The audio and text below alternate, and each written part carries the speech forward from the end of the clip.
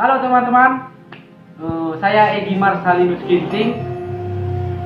Saya dari kelas C reguler 2019, Prodi Pendidikan Antropologi, Fakultas Ilmu Sosial, Universitas Negeri Medan. Di sini kita akan membahas dari hasil penelitian saya sendiri, yang dimana saya meneliti tentang kearifan lokal di Desa Suka. Dan di sini kita akan membahas apa itu kearifan lokal Murau yang ada di Desa Suka. Setelah saya melakukan penelitian, saya menggunakan metode penelitian kualitatif dengan pendekatan deskriptif. Saya juga memilih informan saya yang yaitu informan kunci, yang dimana informan saya ini bisa dikatakan merupakan informan kunci. Selanjutnya, setelah saya melakukan penelitian dan melakukan wawancara dengan informan, dan saya sudah mendapatkan beberapa data. Yang pertama, kita akan masuk pengertian Murau. Setelah saya melakukan wawancara dengan informan saya, dengan Bilang Ginting, informan mengatakan bahwa Murau itu merupakan kegiatan menjaga padi pada masyarakat Karo. Dulunya digunakan untuk mengusir burung simbulan takal atau sering disebut dengan burung pipit yang begitu populasinya yang sangat besar di tanah Karo. Selanjutnya yaitu Murau ini dilakukan dengan cara berteriak dan dibantu dengan alat-alat pemurau atau alat-alat bantu yang digunakan untuk membantu kegiatan murau oleh petani. Nama-nama alat bantu itu seperti pantar, yaitu suatu gubuk yang berdiri di tengah ladang, yaitu dibuat lebih tinggi dari padi agar terlihat lebih jelas padi dan bisa mengawasi burung. Yang selanjutnya itu balembang. Balembang merupakan tali yang terbuat dari kulit bambu yang digulung, dan ini digunakan untuk sebagai penyambung nantinya. Yang ketiga yaitu ciker. Ciker merupakan bambu yang ditancapkan sekeliling ladang dan dibelah setengah dari panjang bambu tersebut, sehingga dibelah menjadi dua. Dan selanjutnya yaitu saya juga mewawancara informan mengenai dari mana dia mengetahui kearifan lokal Murau itu. Lalu informan mengatakan bahwa dia mengetahui kearifan lokal itu dari orang tuanya. Dari kecil dia sudah disuruh orang tuanya pergi ke ladang untuk memuraui nagai atau padi dari hama burung simbulan takal atau burung pipit tadi. Dia sudah diajarkan untuk mandiri agar menjaga padi tersebut agar tidak terjadi bencana terhadap petani tersebut. Informan kedua mau saya wawancarai, dari mana Bulang atau Bapak mengetahui kearifan lokal tersebut? Selanjutnya informan mengatakan bahwa dia selalu mengikuti orang tuanya ke ladang dan melihat orang tuanya bagaimana melakukan murau tersebut. Dan informan juga mengatakan dia sangat senang dengan suara dari ciker tadi atau bambu yang sudah dibelah tadi, dengan suara yang begitu keras sehingga menyebabkan burung kaget dan burung-burung berterbangan dan meninggalkan ladang tersebut. Hal itu yang membuat dia mengetahui bagaimana kearifan lokal Murau tersebut. Setelah saya mewawancarai apa itu kearifan lokal Murau, selanjutnya saya mewawancarai kapan Murau itu dilaksanakan petani. Setelah saya mewawancarai informan tadi, saya mendapatkan data bahwa untuk melakukan murau itu dilaksanakan pada saat umur padi sedang berumur 5 bulan. Itu sudah pemasangan ketiga alat bantu tadi seperti pantar, balembang, dan cikar. Dan selanjutnya itu dilaksanakan selama sebulan. Petani harus berekstra keras karena akibat hama burung simbulan takal atau burung pipit tadi yang begitu besar populasinya. Karena pada saat umur 5 bulan padi sudah meletak atau sudah memiliki kantung yang sudah siap diisi beras, dan di saat itu burung pipit sudah memasuki ladang pertanian padi tadi. Karena pada saat umur 5 bulan burung merasa padi tersebut sudah sangat manis, yang dimana terdapat pada umur 5 bulan di kantung pengisian beras itu sudah terdapat cairan yang berwarna putih, dan itu sangat manis dirasakan oleh burung pipit. Selanjutnya saya juga mewawancarai informan ketiga, yaitu saya menanyakan mengenai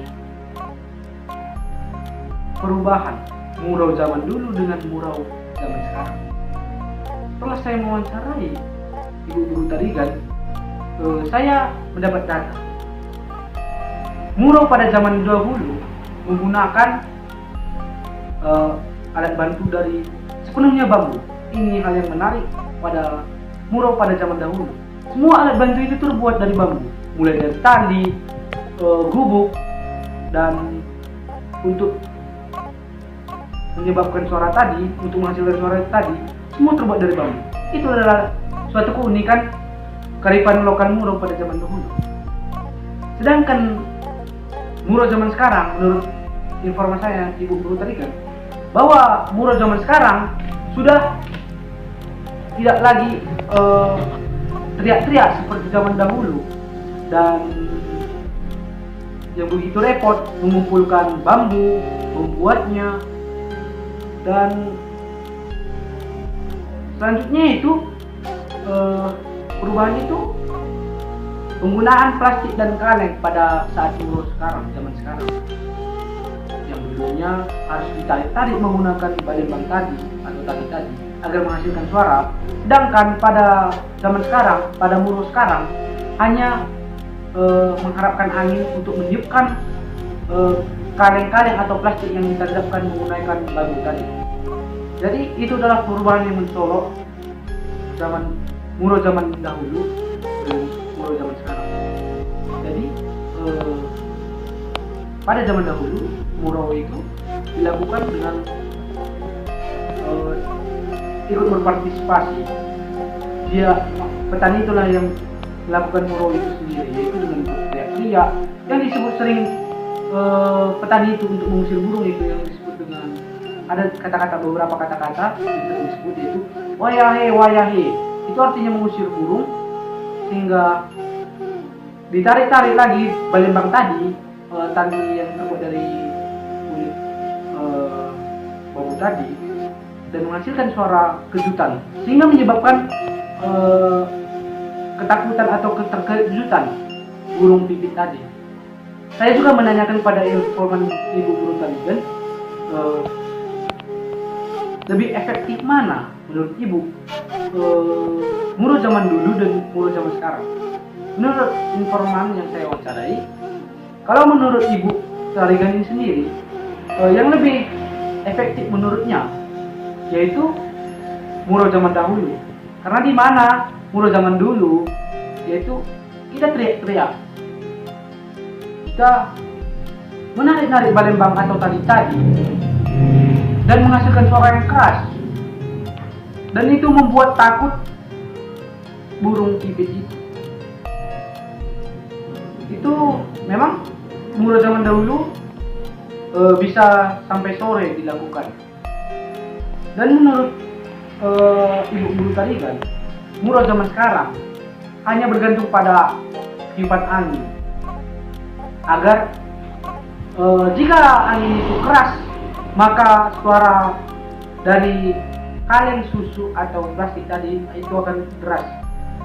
Tapi menurut ibu, muro zaman sekarang yang menggunakan kaleng susu dan plastik tadi sudah tidak efektif, karena burung sudah tidak takut lagi dengan suara kaleng tersebut. Sehingga menurut ibu, informan ibu tadi kan lebih efektif muro zaman dahulu. Dan di sini saya mengaitkan kearifan lokal muro di masyarakat Karo di Desa Suka, Kecamatan Tigaban ini. Saya mengaitkannya ke mengenai antropologi lingkungan, yaitu pada posibilitas antara determinisme dan posibilisme. Saya memilihnya posibilisme karena di mana manusia atau petani di Desa Suka tidak bergantung pada alam, malah dia yang menciptakan alam itu. Dan saya lihat juga kearifan lokal ini memberikan keterkaitan atau keterhubungan manusia dengan lingkungan, yang menyebabkan manusia itu mengenali lingkungannya, dan manusia petani di sini berhasil menciptakan suatu kearifan lokal dalam mengatasi masalah-masalah ini. Dan setelah saya tanyakan juga pada lingkungan, apa dampak bagi lingkungan, bukan keluarga atau itu bisa disebut sosial, lingkungan fisik, tapi memang saya tidak bisa memberikan jawaban karena saya tidak paham mengenai itu. Secara tidak langsung saya sendiri menanggapi bahwa secara tidak langsung atau secara tidak menyadari petani juga itu dia ikut termasuk dalam lingkungan fisik pertama, karena tidak ada menggunakan plastik yang bisa mengotori lahan atau mengurangi pencemaran lahan. Kita menggunakan alat ledak. Saya merasa luar biasa sih mengenai petani Suka yang mengenai muro yang zaman dulu yang serba menggunakan yang alami, yang dibuat dari bambu. Secara lingkungan sosial itu kearifan lokal ini menyebabkan atau memberikan dampak yang begitu luar biasa, yaitu di mana